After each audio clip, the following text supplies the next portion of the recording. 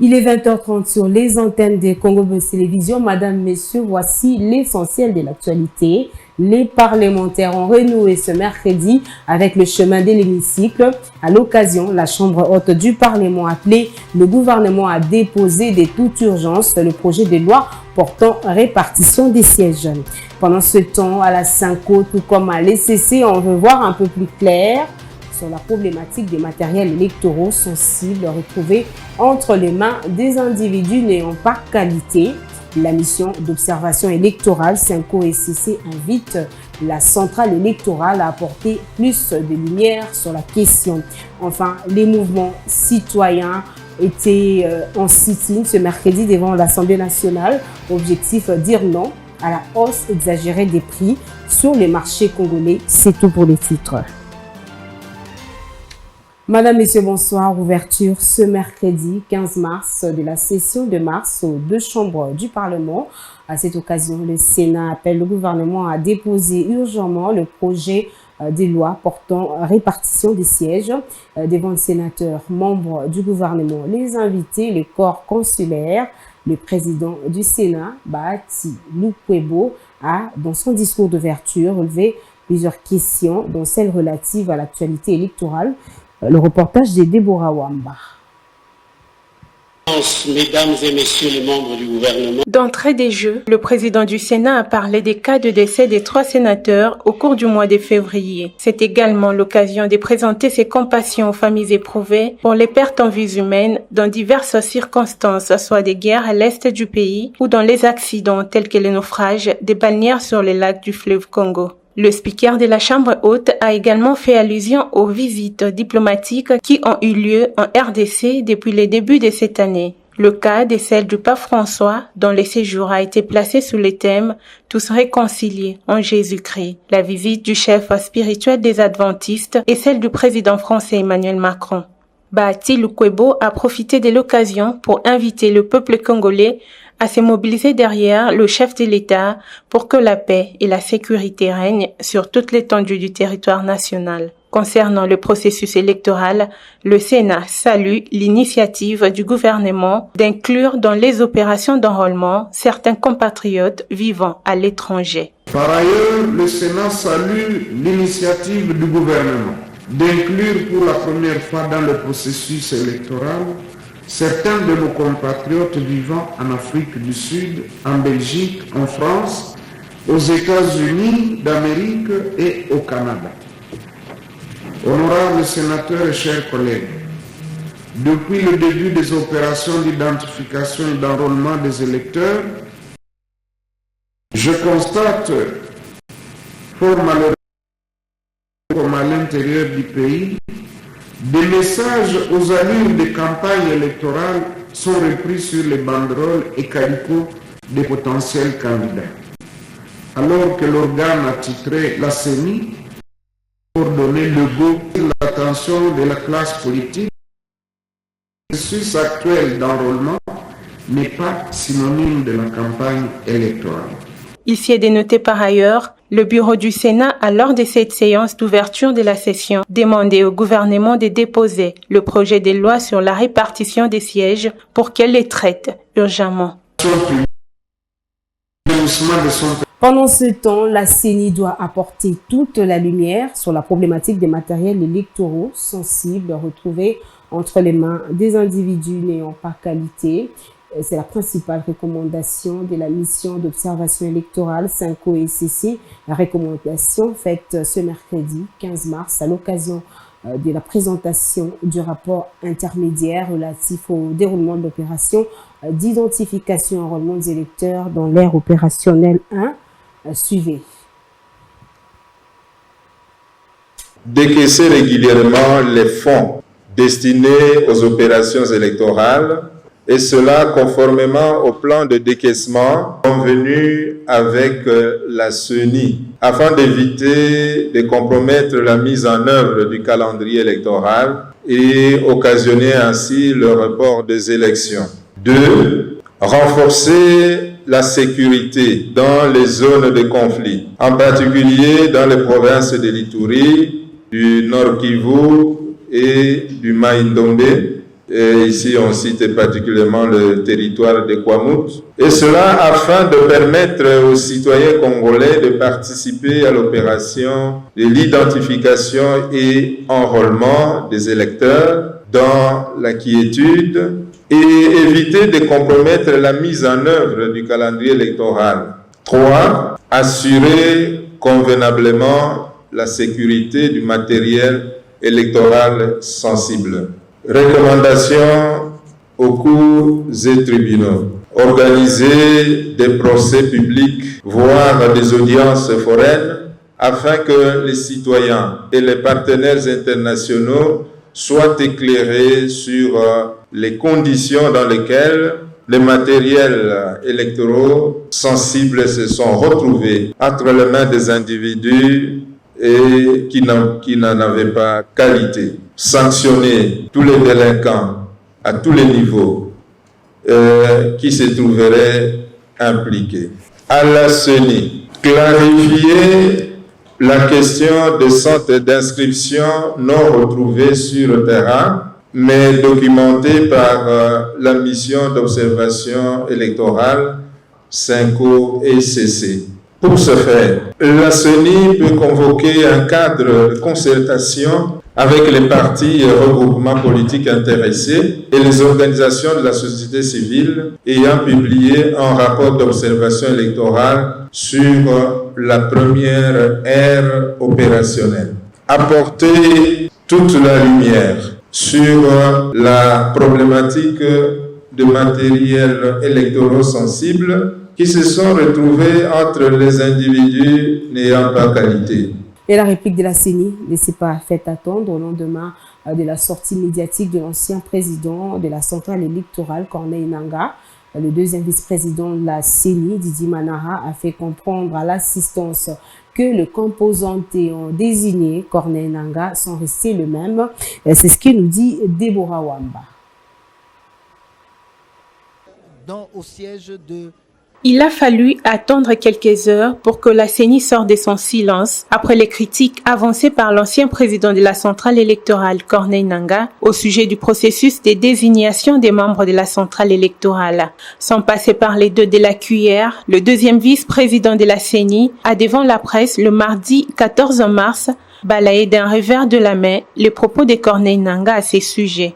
La CENI a noté qu'il y a une frange de la population qui ne cesse au jour le jour de cibler la CENI, de jeter des balles contre la CENI pour fragiliser notre système électoral, notre processus en cours.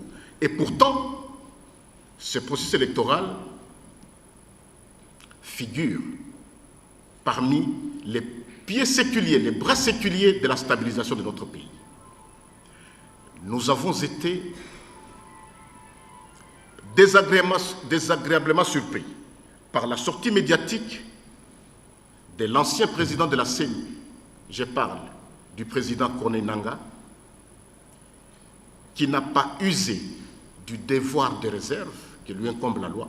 Il n'a pas usé également de l'éthique déontologique qui sont les valeurs morale qui devait en principe respecter. Dans sa réplique, Didi Manara a fait comprendre à l'assistance que les composantes ayant désigné Corneille Nangaa sont restées les mêmes. Sangan, le deuxième vice-président de la CENI, s'est également penché sur les critiques avancées par Corneille Nangaa au sujet de la qualité de la photo pour la carte d'électeur. Selon lui, l'option prise sous le leadership de Denis Kadima avait pour but d'éviter notamment les dépenses exorbitantes.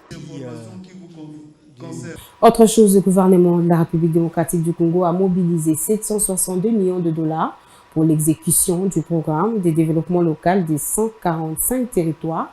Cette révélation a été faite à la presse mardi 14 mars lors du briefing presse co-animé par le ministre du Plan, Crispin Badou, et son homologue de la communication et médias, Patrick Mouyaya, ainsi que les responsables des 3 agences d'exécution du programme des 145 territoires, dont BCECO, PNUD et CFEF.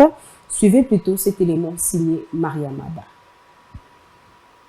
l'exécution des financements. Le ministre du Plan, Crispin Mbadou, ensemble avec son homologue de la communication et médias, Patrick Mouyaya, assisté des responsables des 3 agences d'exécution du programme de développement local de 145 territoires, dont BCECO, PNUD et CFEF, a été face à la presse ce mardi 14 mars pour faire la mise au point sur l'exécution du programme des 145 territoires. Au cours de cette conférence, le ministre du Plan et aussi le coordonnateur national du programme des 145 territoires a révélé les coûts estimatif du programme qui s'élève à 1,6 milliard de dollars et dont le gouvernement a déjà mobilisé 762 millions et que les agences ont déjà reçu 511 millions de dollars pour le premier volet du programme relatif à la construction et équipement de 1198 écoles, 788 centres de santé ainsi que 145 bâtiments administratifs territoriaux. Par ailleurs, de son côté, le coordonnateur de la cellule d'exécution des financements en faveur des États fragiles à la Lungungu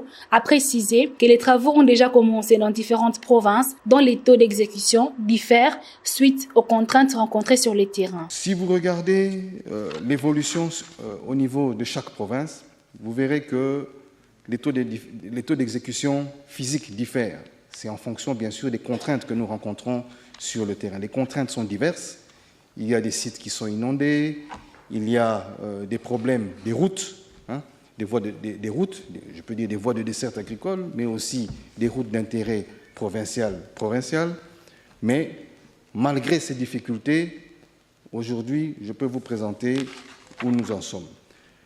Notons que le programme des 145 territoires est formulé autour des 4 composantes, notamment améliorer l'accès des populations des territoires ruraux aux infrastructures socio-économiques de base, promouvoir le développement des économies rurales et des chaînes de valeur locales, renforcer la capacité de gestion du développement local et développer un système d'information géoréférencé de suivi à même de renseigner sur le progrès du programme. Rappelons que le programme des 145 territoires découle de la vision du chef de l'État qui vise à réduire les inégalités spatiales, redynamiser les économies locales et transformer les conditions de vie des Congolais vivant dans des zones jusque-là mal desservies par les infrastructures et les services sociaux de base.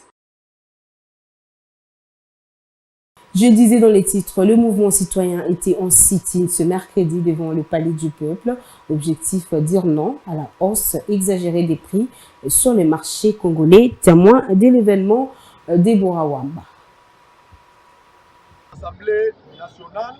Ils étaient juste à la sortie du Palais du Peuple pendant que les autorités roulaient à bord de leurs véhicules après l'assistance à l'ouverture de la session de mars à ce mercredi. On peut lire sur les calicots que détiennent ces jeunes gens: RDC notre pays, RTL, Vodacom, Orange et Africell nos escrocs. Ces jeunes du mouvement citoyen ont profité de la rentrée parlementaire pour faire entendre leur voix. Ils déplorent la cherté de la vie dont fait face la population en RDC. Ils demandent également la levée de l'état des sièges dans la partie Est. Yango tosengi na badepute na biso ba lever état de siège na session oyo parce que lelo Rwanda ezo dominer biso parce que armée na biso ela kisi limite nango balongola ki ba civil o bati armée mais armée yango ba humilier yango na banyarwanda yango tolobi ba lever état de siège dans l'immédiat.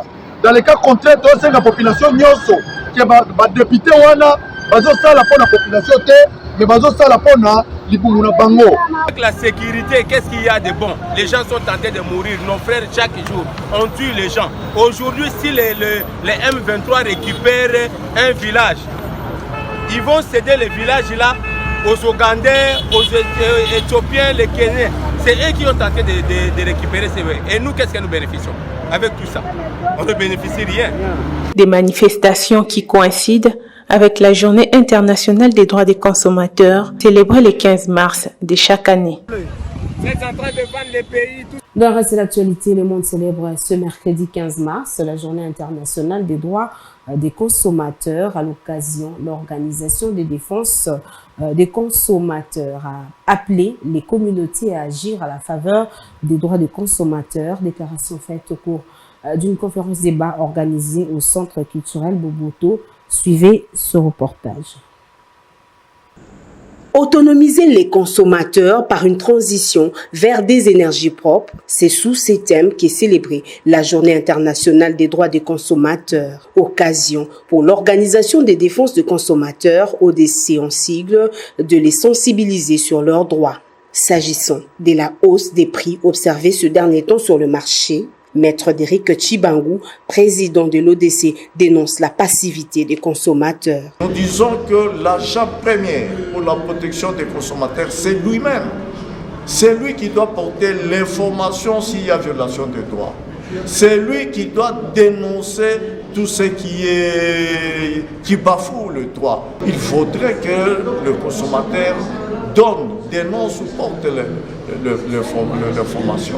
La cérémonie était ponctuée par la remise du prix Consumer Protection Awards, édition 2023 aux lauréats. Au total, 5 lauréats étaient primés pour leur apport dans la défense des droits des consommateurs. Parmi les nominés, il y a tout d'abord la première dame de la République, Denise Nyakeru Tshisekedi, pour la bourse Excellencia. Vient ensuite l'artiste musicien Karmapa pour sa chanson Mama Emo. Et puis, l'émission Le Débat de la radio Top Congo de Christian Lusakweno. Parce que, expliquent les organisateurs, c'est une émission qui donne aux consommateurs le droit d'être entendus. Les heureux nominés ont trouvé des mots justes pour remercier les organisateurs. J'ai chanté cette chanson, je pense que j'ai été inspiré par Dieu. C'est ce que je me dis tous les jours. Et aujourd'hui, nous voyons tout ce que l'hôpital est en train d'être réhabilité. Moi, j'ai dit bravo aux autorités parce qu'ils ont entendu ma voix. Et c'est pas seulement ma voix, c'est une voix qui était de toute la population. Dans notre CEO Christian Lusakweno, nous disons merci beaucoup à l'ODC qui reconnaît encore le travail que fait au Congo, capable au Congo, qui a beaucoup de considération pour ses auditeurs qui sont ses vrais consommateurs. La Journée internationale des droits des consommateurs offre l'opportunité de sensibiliser les consommateurs sur leurs droits. Pendant ce temps, le prix de quelques produits de première nécessité a augmenté à Kinshasa à la base de cette flambée de prix, notamment la dépréciation du franc congolais face aux devises étrangères. Le prix du sucre, du riz, du semoule et l'huile galope sur les marchés. C'est un constat fait par Daniel Kamboua. À Kinshasa, le prix des produits de première nécessité, notamment les sacs du riz, du sucre, du semoule et le bidon d'huile de 5 litres, ont enregistré une hausse depuis quelques jours. Le prix d'un sac du riz est passé de 45 000 francs congolais à 48 000 francs congolais. Celui d'un sac de semoule de 38 000 francs congolais à 43 500, tandis que les sacs de sucre jaune de 50 kg de 98 000 francs congolais à 120 000 francs congolais. Quant au bidon d'huile de 5 litres, il est passé de 28 à 48 $. Quelques kinos approchés indiquent que cette majoration est liée au taux d'échange et à l'augmentation du prix des transports de produits. Concernant la hausse des prix ces derniers temps, si souvent on parle de taux d'échange, et puis les transports aussi, pour transporter les marchandises, soit qu'il y a les méquets, surtout bon.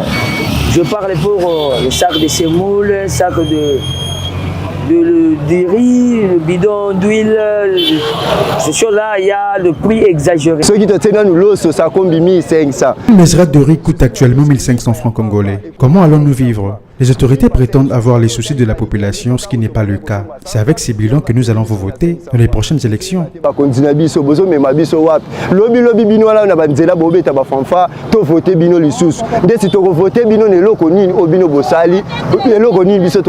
Cependant, ils appellent les autorités compétentes à assumer ces responsabilités pour que les prix des produits se stabilisent. Et tout à fait autre chose à présent, 800 tonnes de vivres et non-vivres ont été acheminées dans la ville de Goma, destinées aux déplacés de guerre dans l'est de la RDC.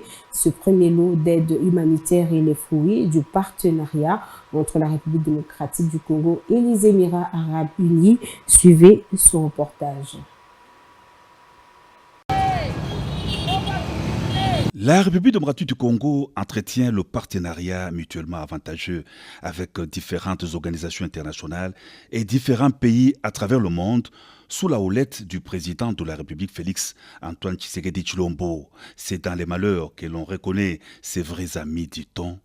Des partenaires de la RDC volent au secours des populations déplacées de guerre à répétition dans l'est du territoire national.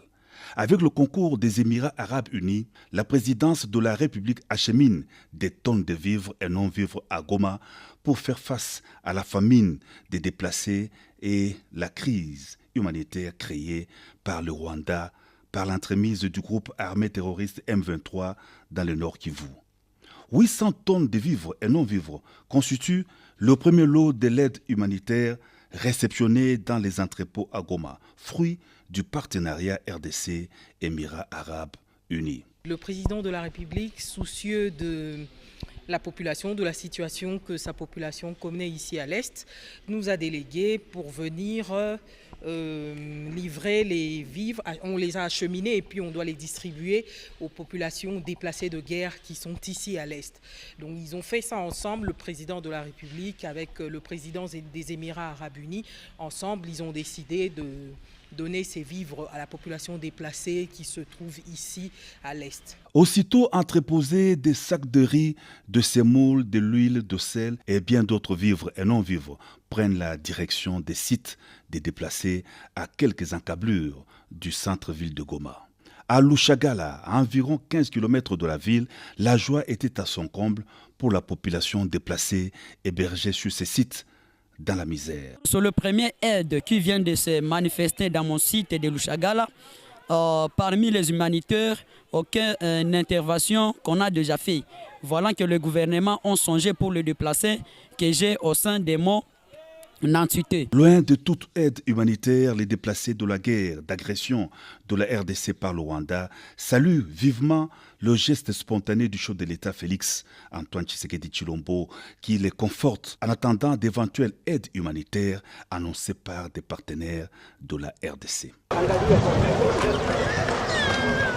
Ce journal est terminé, mais pour tous ceux qui nous ont pris en cours de diffusion, le rappel des titres, les parlementaires ont renoué ce mercredi avec le chemin de l'hémicycle. À l'occasion, la Chambre haute du Parlement a appelé le gouvernement à déposer de toute urgence le projet de loi portant à répartition des sièges. Pendant ce temps, à la Cinco, tout comme à l'ECC, on veut voir un peu plus clair sur la problématique des matériels électoraux sensibles retrouvés entre les mains des individus n'ayant pas qualité. La mission d'observation électorale Cinco ECC invite la CENI à apporter plus de lumière sur la question.